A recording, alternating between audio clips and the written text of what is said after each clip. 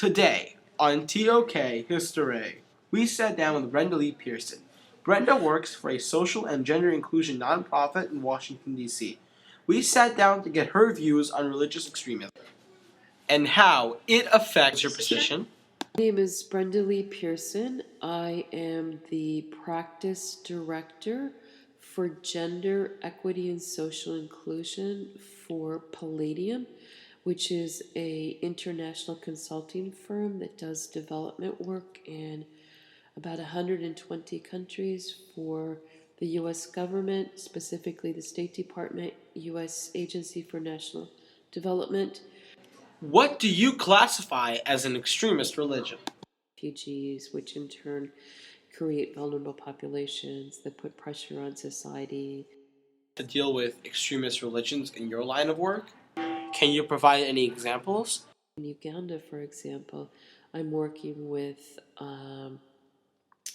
integrating youth that were former combatants in the Lord's Resistance Army, and they were subject to a brutal civil war that had its roots not just in religious extremism, but also in ethnic and tribal differences and differences between the North and the South.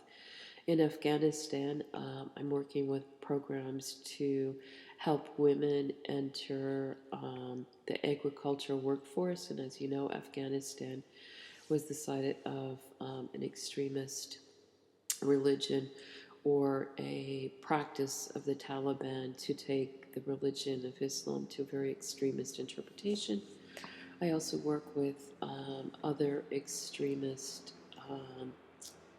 religions that have left vulnerable women and children in countries ranging from Mali to Egypt, Jordan to a lesser degree, as well as work in Southeast Asia.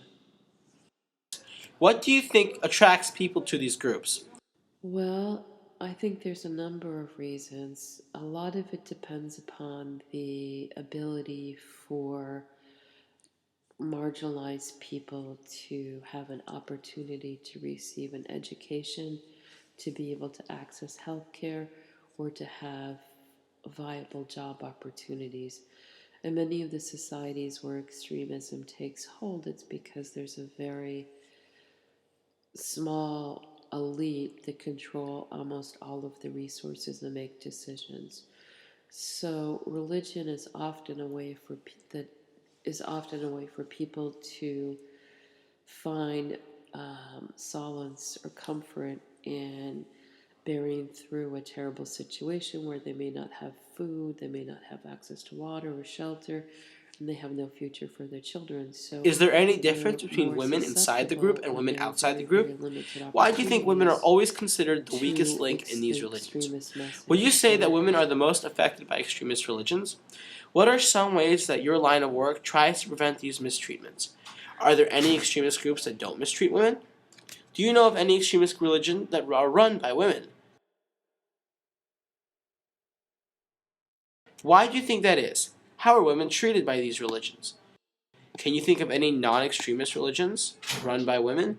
What do you think this issue is, and why do we not talk about it? Okay, thank you.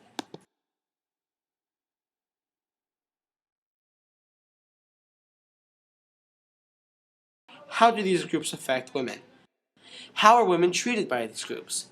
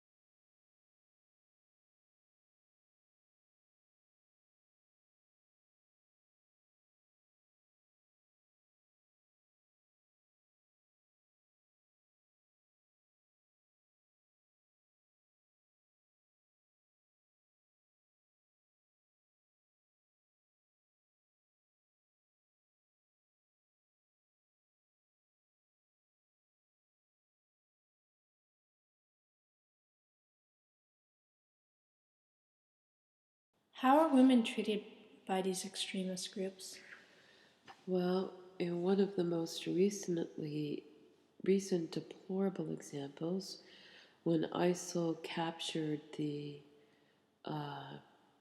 territories of Mosul and other areas in Iraq, and they took Yazidis, which are an old, ancient practitioner of early Islam. They captured these villages, they captured the women, and they brought them to open slave markets that were set up so that these women and girls were sold as slaves to foreign fighters. And they actually posted different prices for the age group of how much it cost to buy a girl under the age of 10, a girl from 10 to 15, how much it cost to buy girls from 15 to 30, and then prices for older women that were no longer of childbearing years. And so these women were enslaved to provide sex to the soldiers, as well as forced to cook, clean, and follow the soldiers from encampments. So that's an example of extremism taken to a level of human slavery that just seems unconscionable in this day and age. And what about the women that believe the religions? Is there a difference?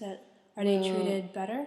Well, I think better is a difficult word to use in these situations because if, for example, in extremist Islam, the women are believers and they're obedient and they obey their husbands, their fathers, and their brothers who enforce a very, very strict regime of behavior, then they could be treated better, but they have very little ability to live lives of their own. Of course, they're treated better than the girls that are not believers in the Islamic brand of extremism who are then enslaved. So, yes, there is a difference between the adherence to a specific religion. Why do you think these women are always considered the weakest link in these religions? I don't think the emancipation of women has happened quite as quickly as we would have liked it had to have happened in religions. In the Islamic religion, there is a code of ethics that believes that women should be treated fairly and that they should be treated equitably up to a certain standard within the family, but there are restrictions on the women's ability of free movement within society among males that she's not related to. In brands or different strains of Christianity, there are conservatives that also believe that women should be obedient to their male relatives and husbands. And in some areas of Judaism as well, there is definitely a tendency or a prescription to treat women as less than equal to men. So, regrettably, it's not specific to any one religion, but women are often considered to be subservient or to be the bearers of children, not necessarily equal partners in socioeconomic status. Would you say that women are the most affected by these extremist religions? Are there any extremist groups that don't mistreat women? Well, there are many religious people worldwide that live lives based on principles of humane care, concern, senses of community, and senses of equity. So we look to those as examples of how we would like to treat all members of society. In terms of how religions become extremist and how they treat women and vulnerable segments of the population, that's really about people not having an ability to give voice to what their basic needs are, but it's also a signal that there is no accountability between people and their leaders. So it's difficult to think of an example whereby extremism, which means that there is little or no accountability by the majority of the people for the perpetration of this extremism, to think that they would not treat people in their own community the same way that they treat people in conflict. So no, I can't think of any example right offhand whereby extremists are not prejudicial to women, children, and marginalized populations. Do you know of any extremist religions run by women? Well, looking around the world, there are very few contemporary or current religions that are headed by women. There are no women in the leadership of the Catholic Church. There were examples in antiquities and through historical times when women were the prophets that provided the guidance or thoughts on the future, but they weren't necessarily the leaders of the religion. They were mostly used as ways to interpret future events. So nothing's coming to mind. Why do you think that is, that there's no religions led by women?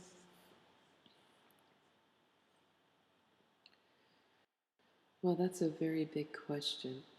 Historically, women have not had much opportunity other than surviving, bearing their children, and raising their children to contribute much more beyond that. So it's only been quite recently in historical times that women have begun to achieve economic independence, which allows them to also be leaders. So the focus that women have traditionally had on providing for the family and the security of their children has in some ways precluded them from playing a larger role in the provision and protection of their communities.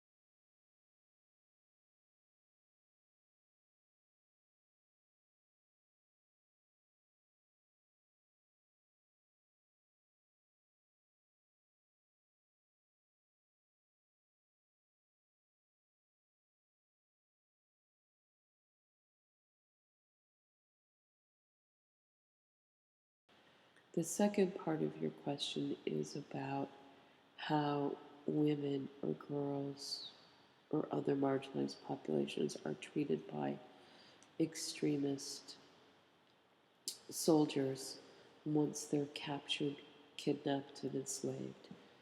And there has been a great deal of press about this from time to time, but then people forget.